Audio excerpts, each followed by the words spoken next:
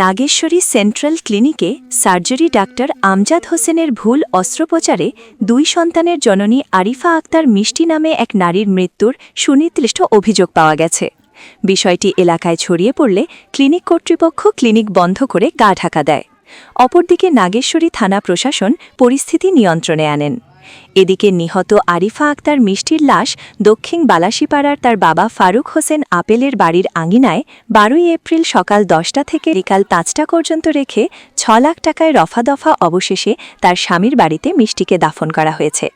কুড়িগ্রাম থেকে রফিকুল ইসলামের প্রতিবেদনে দেখুন বিস্তারিত।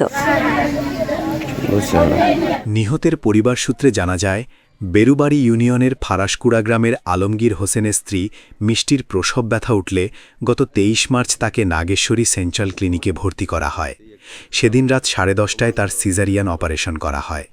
তবে অভিযোগ রয়েছে, গাইনি বিশেষজ্ঞ না হয়েও রংপুর মেডিকেল কলেজ হাসপাতালের সার্জারি বিভাগের চিকিৎসক আমজাদ হোসেন অপারেশনটি করেন।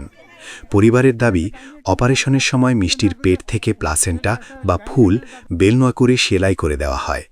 পরবর্তীতে তার শারীরিক অবস্থার অবনতি হলে পুনরায় চিকিৎসার জন্য 7 April Rangpur prime medical college হাসপাতালে ভর্তি করা হয়। সেখানে 10 এপ্রিল আবার অস্ত্রোপচার করে প্লাসেন্টা বের করা হলেও অবস্থার অবনতি ঘটে এবং লাইফ সাপোর্টে নেওয়ার পর 11 এপ্রিল রাত 12টার দিকে তার মৃত্যু হয়। তবে নবজাতক ছেলে সন্তান সুস্থ রয়েছে। নিহতের স্বামী আলমগীর হোসেন অভিযোগ করেন, ভুল চিকিৎসা ও অবহেলার কারণেই তার স্ত্রীর মৃত্যু হয়েছে। একই অভিযোগ করেন নিহতের বাবা ফারুক হোসেন আপেল। তিনি ঘটনার সুষ্ঠু তদন্ত ও বিচার দাবি করেন।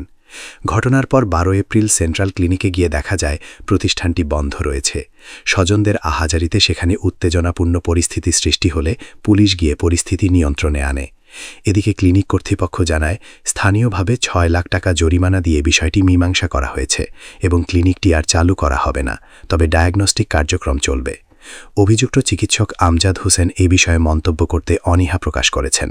উপজেলা স্বাস্থ্য কমপ্লেক্সের টিএসও সুজন সাহা জানান, বিষয়টি খতিয়ে দেখা হচ্ছে।